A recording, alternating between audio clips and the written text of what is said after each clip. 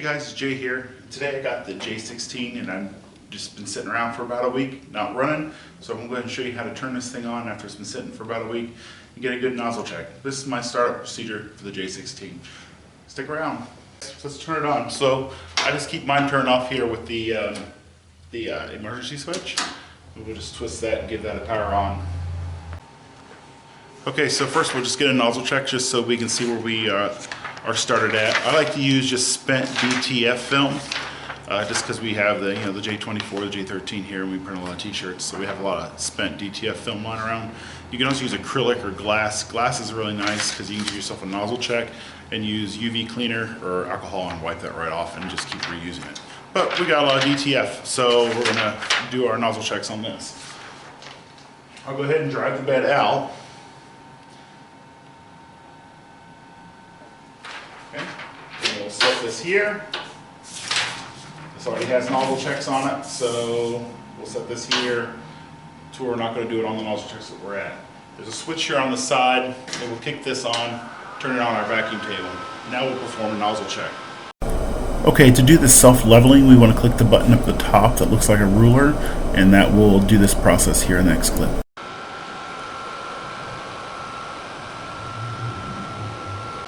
So I always, not that the printer can't do it, I just never trust any leveling devices. We have some really expensive machines here, and I always just check them by eye.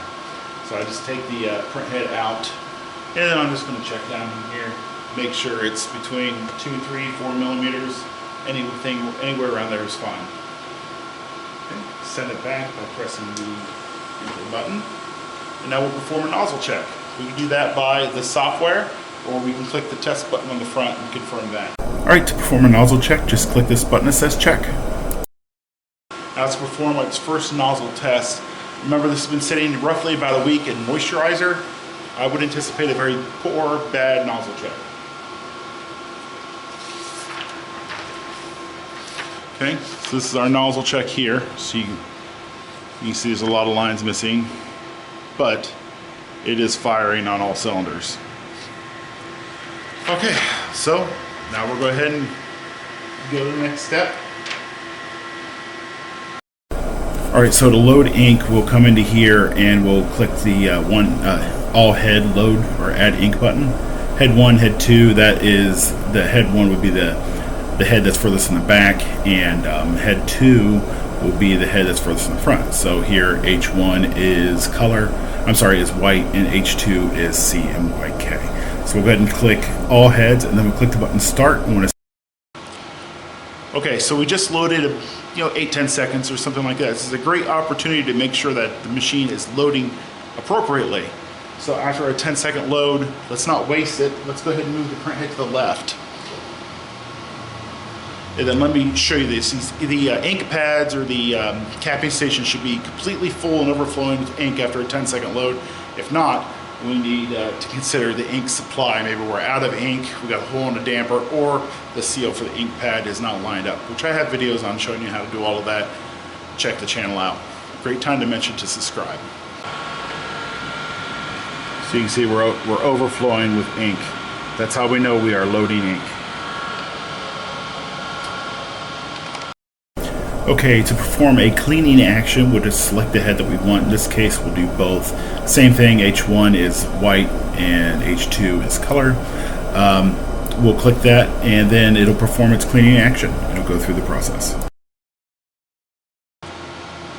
All right, please note when you move over the ink pad with the print head, when it's full of ink, it might dribble a little bit of ink.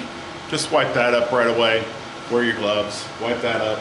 And then let's get on with the test. So we went ahead and loaded that in. Now we'll just run it clean. What that does is clears our ink pads and gives a little wipe on the print head, and then we'll give our first nozzle check and we'll see how that is. Waiting.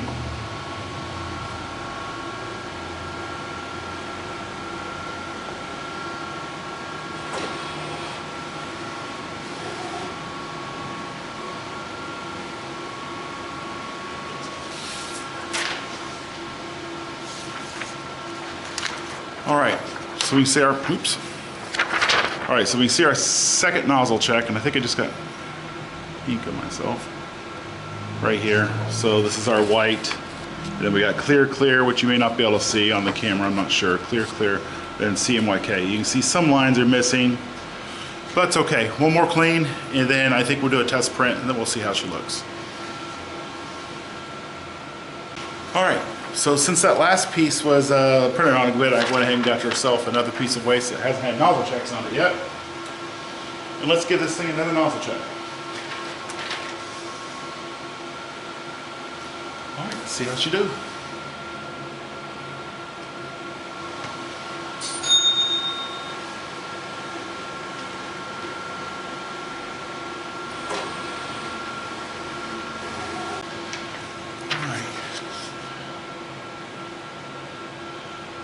I think this is time. There's some dead spots in this, so we can do, we can go down the rabbit trail and go ahead and wipe the bottom of the print head and then run another clean. But what I like to do at this point, once I have a nozzle check that I say is about 80%, 80% being the lines filled in here, not, you see this yellow bar has black on it. Let's see, can't really see it, but I think you can see it. This yellow bar right here has some black in it. So that just means that there's a little black in the print head. There's a little black, that just means that there's a little black in the print head. So when we did our cleaning, a little bit of black ink got up into the nozzle that carries the yellow. That's typically what that's a sign of. We just run a color flag, and then that will work out the bad inks. Well, mixed inks, so the mixed colors in the print head.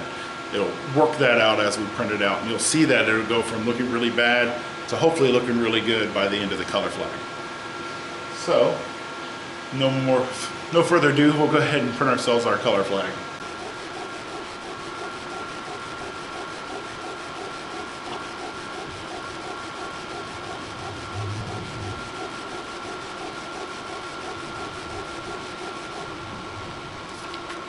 All right, so this is the very first print after we've done a load ink, and then we did 2 cleans and checked the nozzle twice.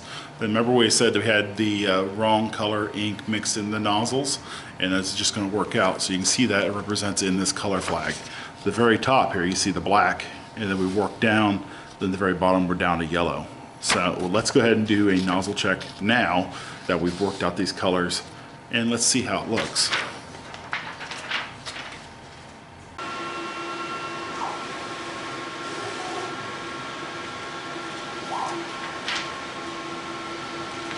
Okay, so the load ink, let me turn off my fan. Okay, so we loaded ink, and then we ran 2 cleans, and then our test print and our nozzle check. So we went with an 80% clean nozzle, then we printed once the nozzle was 80%. Then now we checked my nozzle again. Jamie Crickets. Let me move the camera, I think it'll be easier. Now we have our nozzle check that looks like this.